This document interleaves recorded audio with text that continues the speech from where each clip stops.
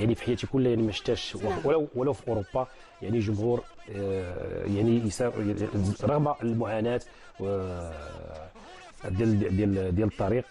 فهذا كيف اشرت بانه كلها النقاط كانت مهمه باش الفريق يفوز باللقب.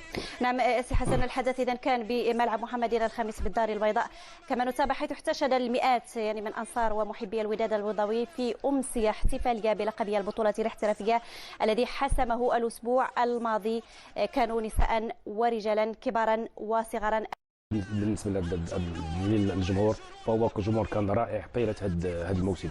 نعم سي زواغي، اكيد ان الجماهير فريق الوداد البيضاوي ساهمت بدور مهم، ان لم نقل يعني كان دورها بارز في تتويج فريقها باللقب لهذا الموسم. وكما ذكر سي حسن حضورها كان وازن سواء بالميدان يعني بملعب محمدين الخامس بالدار البيضاء او في خلال تنقلاتها مع الفريق يعني في المباريات التي جرت